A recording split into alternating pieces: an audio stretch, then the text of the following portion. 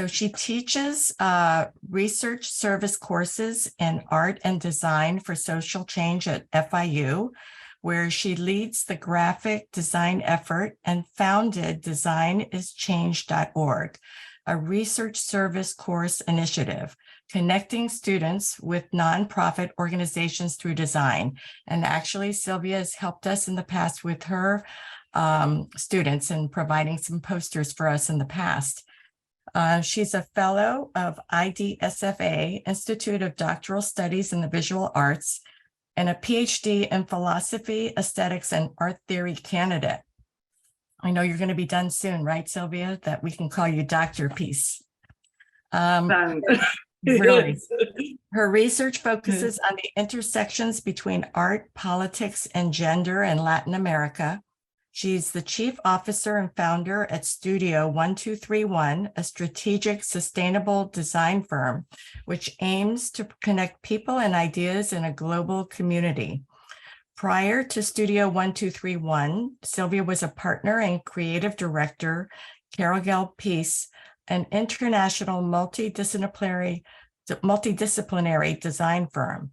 She worked for a few years as the senior vice president of global branding and marketing at IDGMI Technologies in New York, Dubai, Los Angeles, and Miami.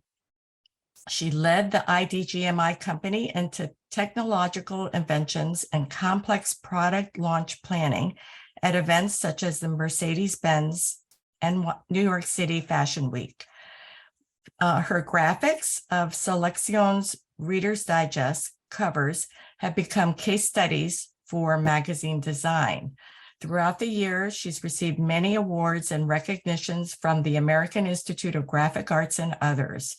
She was named Who's Who among businesswomen for her contributions towards the advancement of graphic design as a professional force in Miami's multicultural society. She received her MFA in multimedia design and a BFA in design, both from the University of Miami. So she is going to speak on the impact of feminist art after the 1970s. So I'm very proud and thankful that Silvia is with us today to give us an informative lecture on this topic. So thank you, Silvia, for coming. Thank you, Grace. Thanks, Dr. Wang, actually, and thanks everybody for inviting me. This is a pleasure to be here. I really enjoy it. As I was saying before, I will be talking about the aesthetic values of American feminist art after 1970s. So the work is not inclusive of every single artist. I just selected 5 actually, give you a glimpse, an idea of how art looked from the feminist point of view. But let me share a presentation because I think it's better to talk and look at pictures. I love pictures. So I have lots of images for us to look at while we discuss this. And I'm sharing now, right?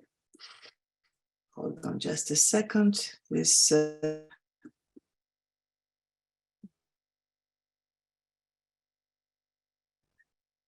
Okay.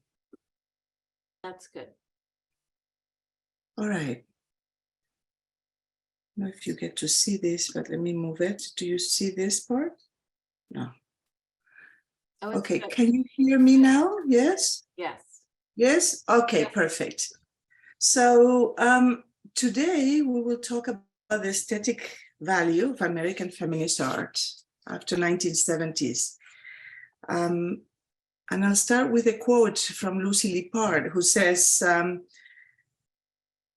feminist art was neither a style nor a movement, but instead a value system, a revolutionary strategy, a way of life. Aesthetic value is the value that an object, event, or state of affairs, in our case, an artwork, has in virtue of its capacity to elicit pleasure, positive value, or displeasure, negative value, when appreciated or experienced aesthetically, of course. Simply put, aesthetic value includes the form, content, concept, integrity, and harmony of an artwork, among other qualities and properties that elicit emotions, triggers self-awareness and reflections about our being in relation to others. In other words, the artworks that you see are conceptual artworks that must be analyzed. And these concepts lead to a reflection directed by your intellect. This process will somehow question and make you aware of something that is in direct relation to you and the world around you. Summarizing, the aesthetic value is a judgment of value based on the emotional and intellectual response. In our conversation, it triggers self-awareness and a reaction to feminine empowerment. We will be looking at artworks and the aesthetic value from the viewpoint of the women's rights movement that touched on every aspect of women's experience, including politics, work, the family, and sexuality. Which brings us to the next question: what is conceptual art that I just mentioned? What do we consider conceptual art? What is that? Conceptual art, defined by the Tate Museum, is art for which the idea or concept behind the work is more important than the finished art object. And this movement is considered that emerged in the late 1960s. So Lee Witt, probably an artist that you've probably seen his work. He's also a conceptual artist, and he defines conceptual art as the idea or concept, again, being the most important aspect of the work. It was not until the late 60s, oh, hold on, there we go. There, it was not until the late 60s that conceptual art was definable as a movement. And the genesis of this movement came to be Joseph Kosup. Came to happen because of Joseph Kosup, who started a series called Title, Art as an Idea. These are just resources for those of you who want to research further and find out what conceptual art is. And now is not defined as such, but again, we're looking at the work of the 1970s. There's an exhibition, an air show, air conditioning, 1966-7, created by these two English artists, Terry Atkinson and Michael Baldwin. And John Baldessari, whose work you've seen, he did a series of work paintings. Also, this art dealer, Sig Lod in New York in 1969, created an exhibit that read 0 objects, 0 painters, 0 sculptures. He also reflected on, with this exhibit, he's growing the ideas about art making. So art making changed directions. And now when we talk about conceptual art, we're saying, okay, the concept is the most important thing, it's not the medium, is not to create just a painting or a sculpture, is the concept. And of course, nowadays, and this we will talk at the end, the boundaries have blurred a lot, and we can cross boundaries, and you see paintings that are conceptuals and things that, I'm not saying that paintings are not, I'm saying that conceptual work is the work where the concept comes in first. So then a conceptual artist uses whatever material and whatever form is more appropriate to put in their ideas across. This could be from a performance to a written description. And also their work could not be easily bought and sold. Is not even viewed at a setting, as a gallery setting. And it was the conceptual artists questioned social political dimensions with much of their work. And they reflect their, of course, dissatisfaction with government and things. That's why when we talked about feminist art, it is directly a conceptual art because they're trying to empower women and empower people to think differently about women equal rights. So today, we will look at the work of Guerrilla Girls, Jenny Holzer, Barbara Kruger, Lorna Simpson, and Cindy Sherman.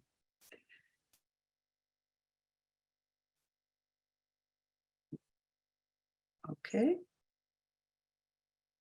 Before we move any further, let me clarify what feminist art is.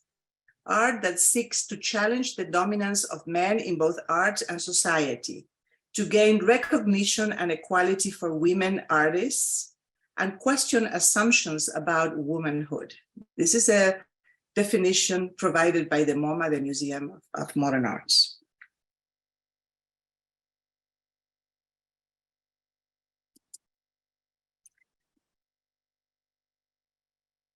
And as you probably know, the women's rights movement, also called the women's liberation movement, was a diverse social movement that largely based in the United States that in the 60s and 70s sought equal rights and opportunities and a greater personal freedom for women. So here's a photograph from that time.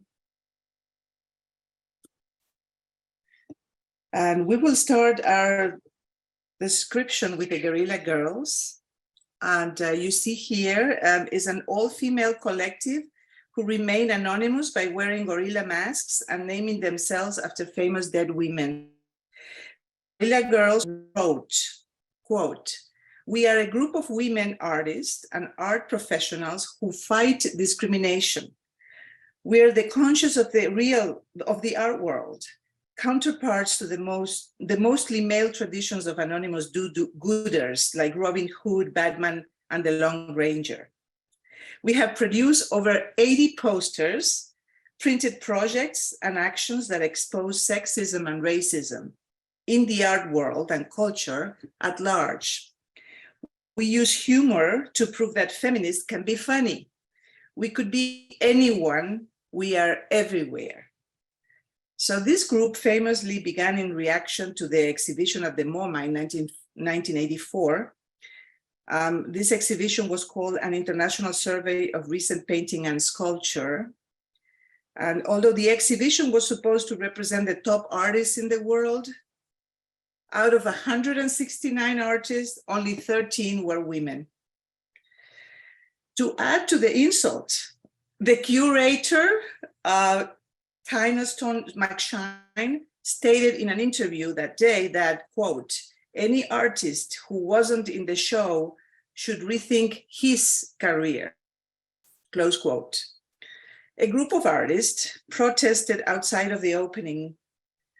And however, they noticed that the onlookers weren't interested in their message. So a year later, Guerrilla Girls formed with the aim of finding new ways to revolt using street art. So this is actually a mural that was, and then they printed flyers and everything. It was mass produced. And of course, just for our information, they still exist and you can Google their website. They even have a website. So they're still very relevant, all of these artists, but they started in the early 80s, late 70s. So this is the original, Do Women Have to Be Naked to Get into the Met Museum? Was produced in 1989 after members of the group walked through the Met and counted the ratio of female artists to female nudes. What they discovered was that less than 5% of the artists in the modern art sections were women, but 85% of the nudes were female.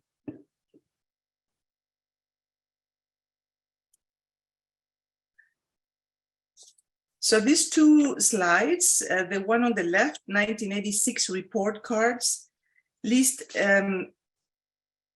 you're seeing less than half of the picture without the vision of women artists and artists of color. So they're just different. They have another one that lists the galleries and the represented female artists and so on and so forth. In other words, complaining and reacting to the lack of representation feminine representation. The one on the right, Dearest Art Collector, is another motif that they use a lot, and it's a girly handwritten letter. And the pink paper and sad face flower appear only to enhance their sarcasm. They have used this template for other public letters, most of which sign off with, quote, "We know that you feel terrible about this and will rectify the situation immediately." As usual, the joke is on the art collector. So this movement was extremely strong and powerful, especially in New York, and expanded throughout the other cities, main cities, where the art collectors were, especially big cities. So now we will talk about the work of Jenny Holzer.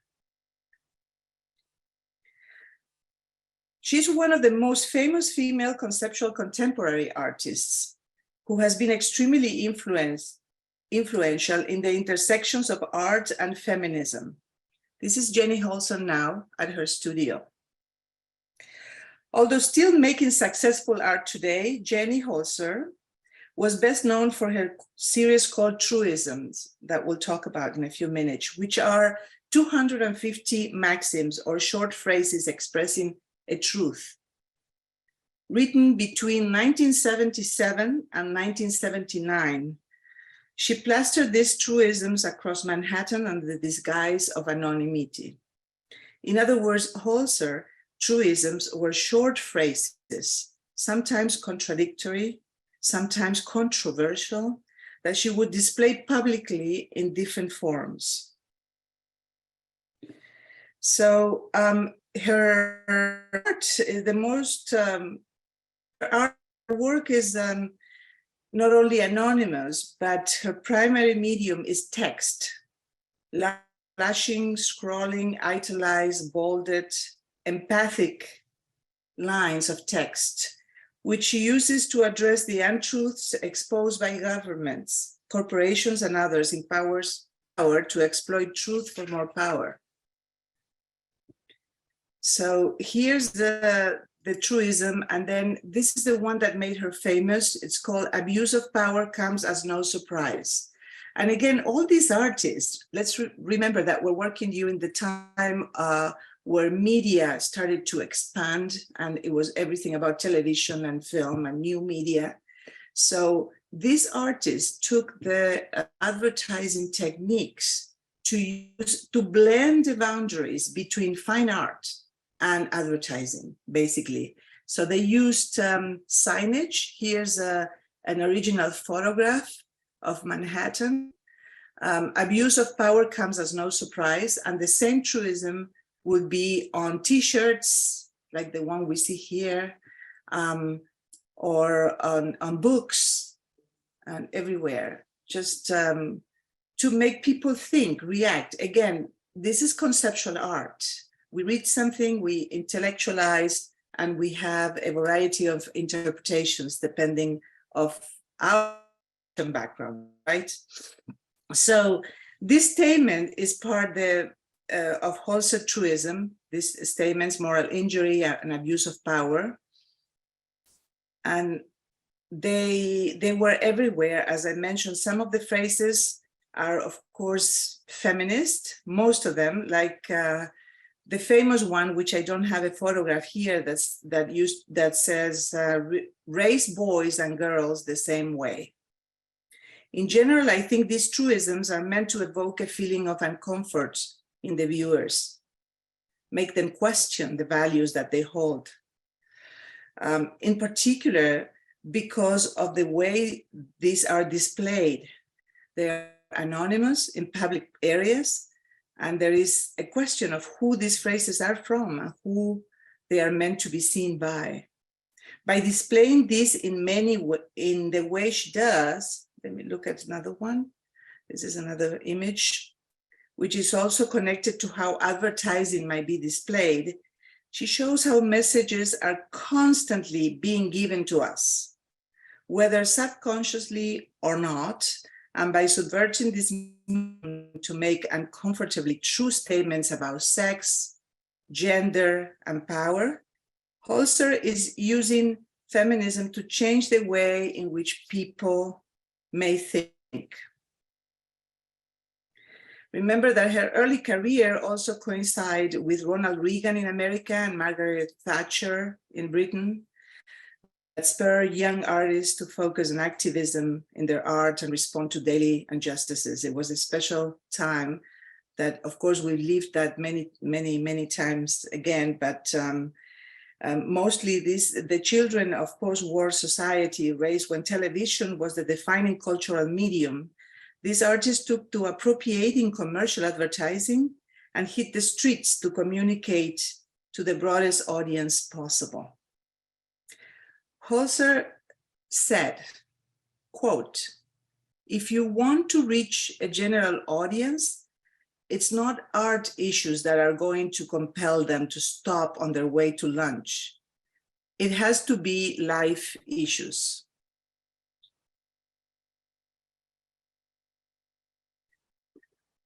So she did a series of plaques, and she wrote on the plaque, "More than once I've wakened with tears running down my cheeks. I have had to think whether I was crying or whether it was involuntary like drooling." These were small plaques, 7 by 10 inches, but the idea of creating art with a plaque gives this sense of permanence and a commentary that doesn't go anywhere, that is timeless. And it's quite a unique concept. Again, a conceptual art. Very feminist in her, because she talks about, she denounces misogyny and exposes society often to the inhuman treatment of women. So on the future of the feminists, they asked Holzer about the future of the feminist movement.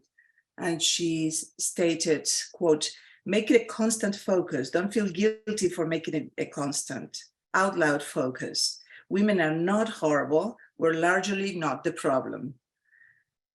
And then she continues saying, "Wouldn't it be lovely if kindness as pragmatism would make a reappearance and as itself?" Because she was very concerned about this alliance of women, that I think it has grown and changed a bit since then. And now we see it differently in contemporary art. We see women creating performances and other type of art movements, especially nowadays. So that was Jenny Holzer. Again, all these artists do have websites, and you can go and take a look at their work. And they're very accomplished artists. They're at the US at Biennales, and they're currently working in the field of fine arts. The next one is Barbara Kruger. Barbara Kruger works speaks directly to us. She uses pronouns like I, you, and we, bold, declarative statements. Kruger's work prompts us to question what we see and hear in mainstream media, and to contemplate how these messages shape our identity and society. About the impetus of her practice, Kruger said, quote, "I try to make work that joins the seductions of wishful thinking with the critically of knowing better," close quote.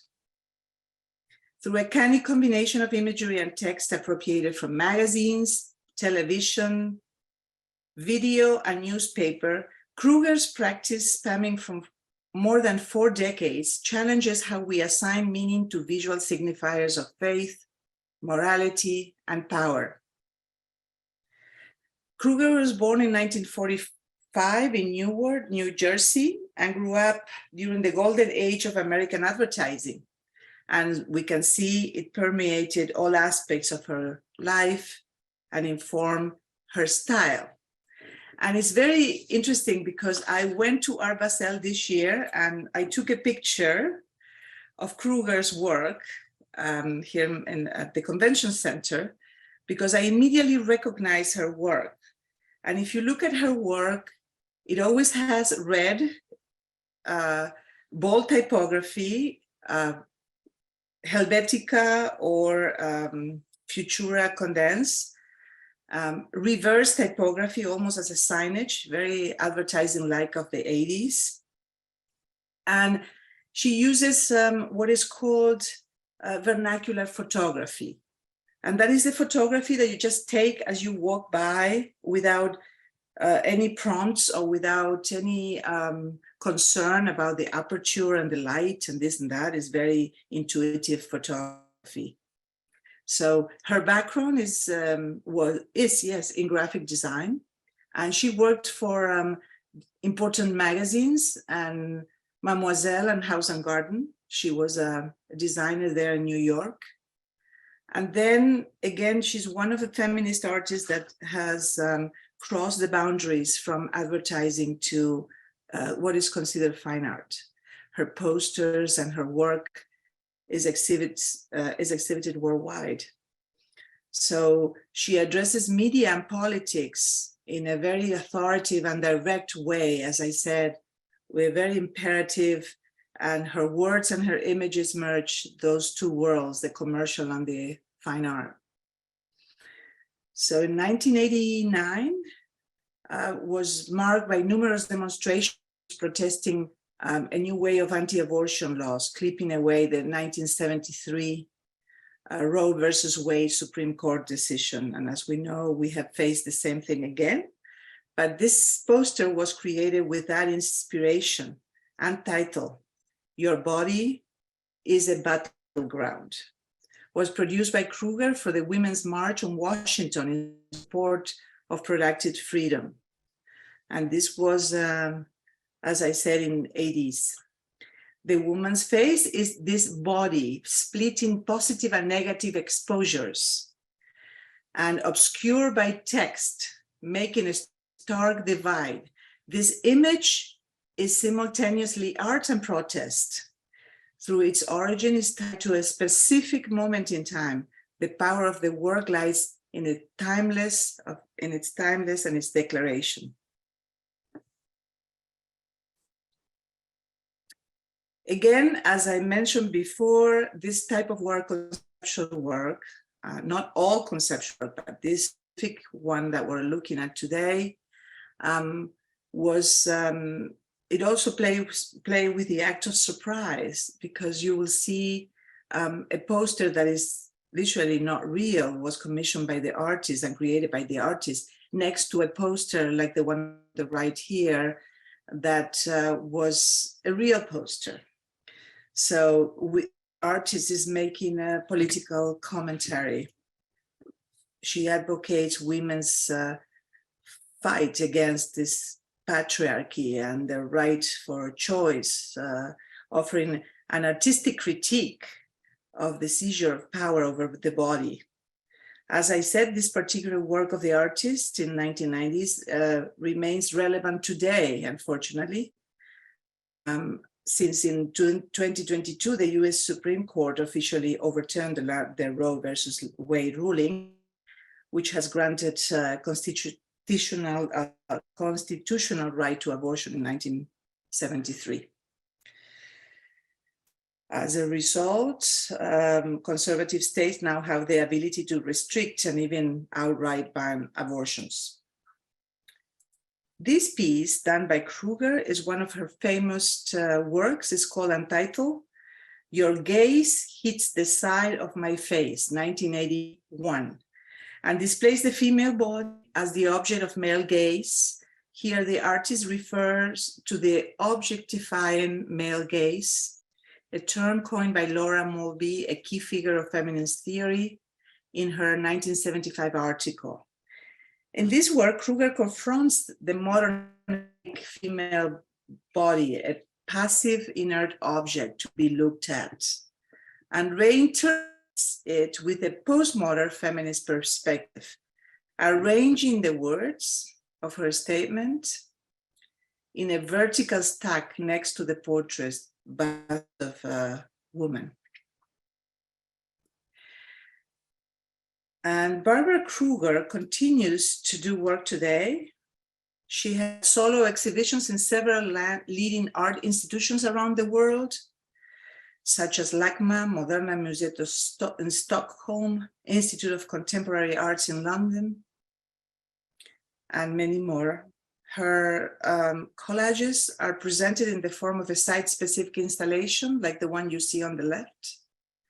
She does lots of typographic installations.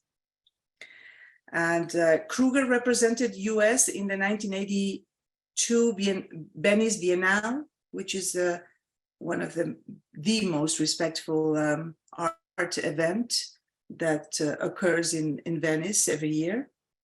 No, it's not every year, it's every 2 years, I believe now. And she's the recipient of the Venice Biennale Golden Lion for Lifetime Achievement. So she has represented the United States several times as an artist.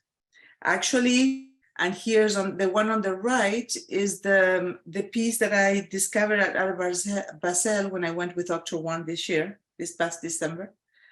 And the photo, and it's called Do You Die First? It's 1989. Again, she's represented here in the States by two major galleries, and one is the Sereth Mayer Gallery in New York City. So this was that gallery when we saw her at Basel. Quite an interesting, and again, the red and black is always there, and I have not seen any other color in her work. All right, the next one is Lorna Simpson. Do we have any questions so far? I'd love to take questions before we go to the next two.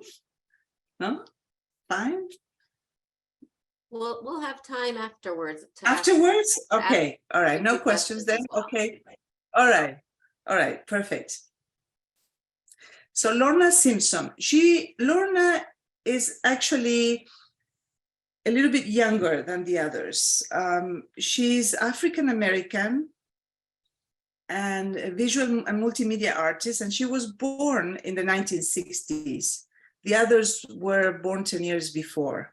So her work starts actually in the 80s. She was born in Brooklyn. Her work revolves around young Black women and explores themes of history, culture, race, and gender identity. Through most of them through photographic portraiture, but she also has some drawings and things, and her work has evolved a lot since the 80s and 90s. And I'm in the three cases, I'm looking at the work, at the early work. Over the past years, however, the artist has brought, yes, the drawings.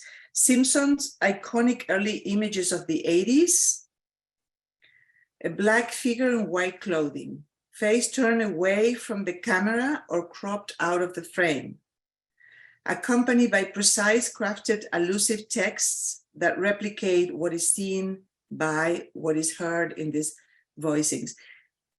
Basically, it's very interesting, but most of the artists do have characteristics that they carry through their entire artwork. And as you really examine and look at their work, you'll notice that there's a continuity in their style and of course, topic of interest, at least for a couple of years, and then they change, but always. So her style is very unique. And that's exactly what characterizes her style, what I just mentioned. And here we have the women not facing the viewer with the words that make you go to different topics and interpretations. I'm going to read a very interesting statement that Simpson wrote in reference to her work, quote, "The intention," she was asked, why is it that she denied the view of the face? Because most of her images are not looking at the viewer. So she says, it was related to the idea that one thing that people gravitate to in photography is the face, and reading the expression and what that says about the person pictured, an emotional state, who they are, what they look like, deciphering and measuring. Who is being pictured, what is actually the subject? Photographing from the back was a way to give viewers attention as well as to consciously withdraw what they might expect to see. Close quote. So here we're looking at stereo styles. That was 1988, it was created in 1988. And Simpson presents 10 instant black and white film photographs of African-American women's heads, modeling hairstyles that were popular in the 80s. Their backs are turned to the viewer and we don't see their faces, suggesting that they could be adaptable to any narrative. And the words such as daring, sensible, magnetic, and country French are written between the images, as you can see, as if they were advertisings on hairstyles available. However, each image is not paired with any word description, which might enable the viewer to form their own opinion. And this is a very postmodern approach that we see in art. We're not directing the viewer to one specific conclusion, but leaving it open for multiple interpretations.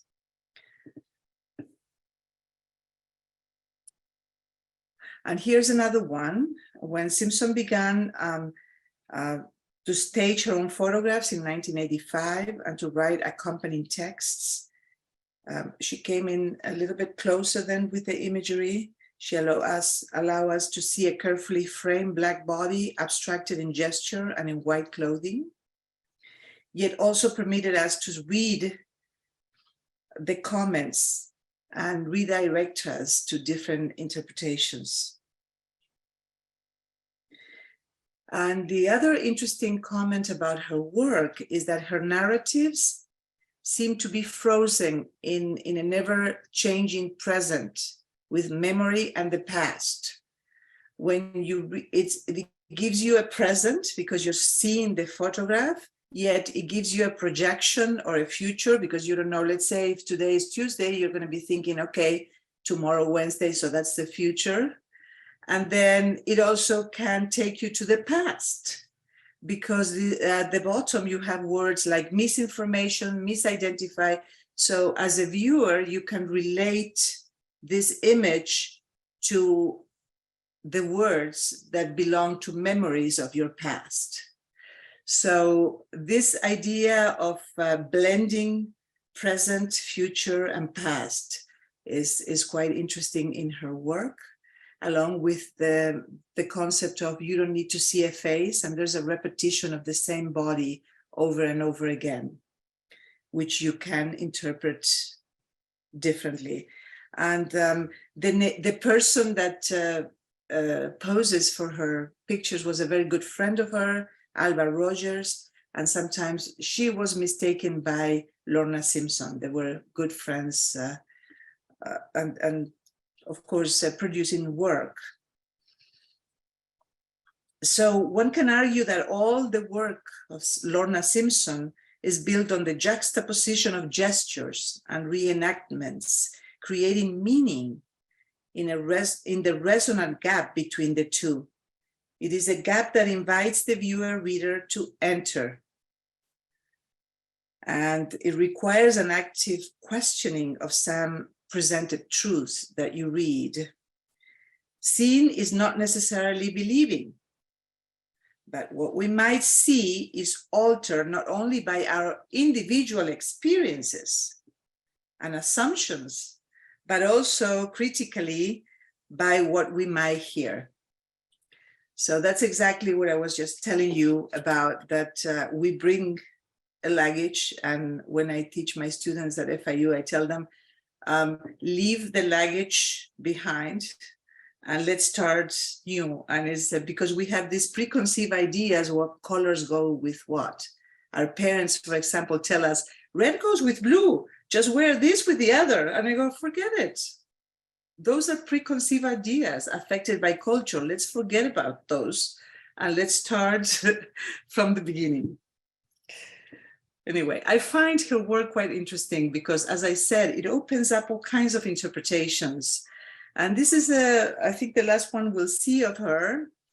And she started doing this interesting technique with the photographs where she printed on felt paper, and it added to the three-dimensionality of the work. So they look with texture. I mean, you can even feel the wigs, but they're just photographs and printed on felt paper. So let me see, during the 90s, this was done in the 90s, yes, 1994, and she continued until 2006. Lorna Simpson shifts her printings to this felt paper, and she photographed all the wigs that you see here and continued to do that for so many years. And she added some texts next to it with this open interpretation, postmodern approach of open interpretations.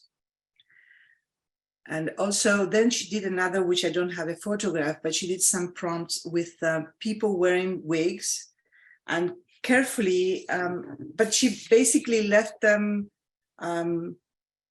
not perfectly placed on their head. And some artists did that to question this idea of perfection and how women need to be perfect in order to be in this world.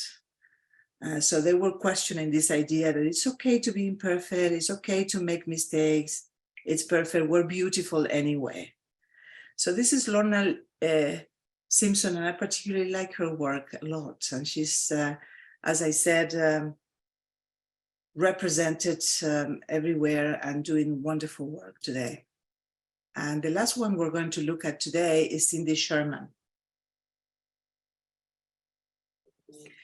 And Cindy Sherman was always, for 4 decades, she worked conceptually on the construction of identity, playing with the visual and cultural codes of art, celebrity, gender, and photography. She's amongst the most significant artists of the pictures generation who came of age in the 1970s and responded to the mass media landscape surrounding them with both humor and criticism, appropriating images from advertising, film, television, and magazine.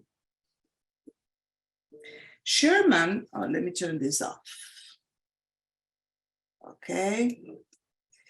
Sherman was always interested in experimenting with different identities, and her work, I find it fascinating. Again, another artist that is crossing the worlds of photography and fine arts and advertising, but she was very interested in film, as you will see. And she said, quote, "I wish I could treat every day as Halloween and get dressed up and go out into the world as some eccentric character," close quote. The genesis of the work starts as a child when she loved to play dressed up and with using the grandmother's clothing that belonged to the grandmother, of course. And then she moved to New York to go to school, and she produced her untitled film stills, the ones that you see here. She started producing them in 1977 and continued for many, many years until the 80s. She photographed herself, this is her, in various settings with deliberately selected props to create scenes that resemble those from mid-20th century B-movies. Started when she was only 23 years old, and these images rely on female characters and caricatures, such as the seductress, the unhappy housewife, the lover, the vulnerable, chic woman, followed by the paparazzi, and so on and so forth. Sherman used cinematic conventions to structure these photographs. They recall the still films.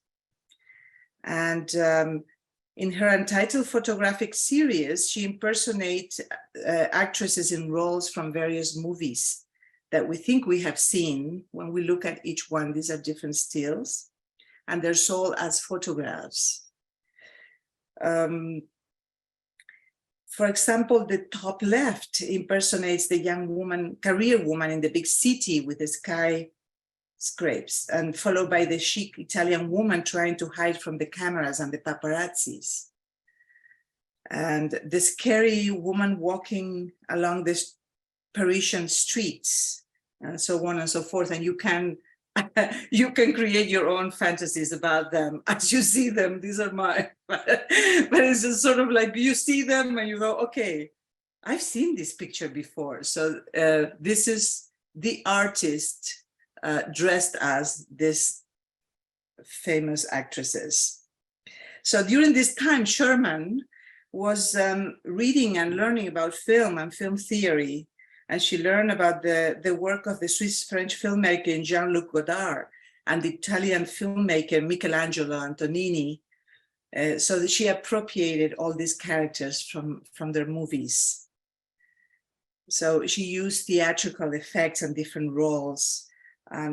She basically highlights the artificiality of these fabrications, a metaphor for artificiality of all identity constructions, that we want to look like this, or we want to be like that. And so she makes a commentary about the way we look. And I picked this one.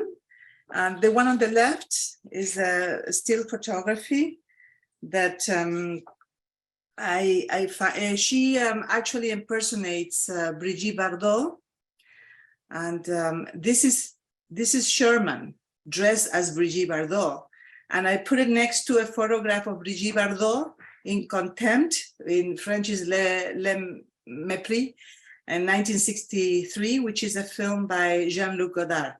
So I found this still just to illustrate my commentary of her influence. But the interesting thing about this photograph is that if you look at it, she's not placed as this sexy woman that we understand as Brigitte Bardot. Yes, she looks great, but she's in a library setting. So she is looking at books, she's intellectual, she's educated, and she also needs to be considered as such. So I read an article where somebody talks about this commentary, and I thought it was super interesting to analyze this photograph a little bit further. Thanks again for your attention, and I'm open to any questions.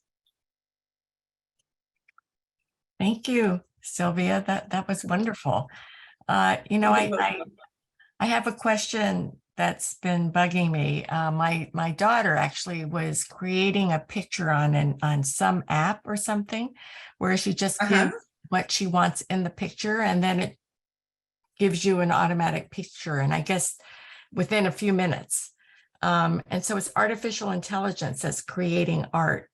I don't know if you've thought about how you think that's going to influence art in the future. And, it's just something brand new, something like creating books or creating stories. They have these apps that can create letters or, just a story. And I guess it's going to create some havoc in the university, what's real and what's not real.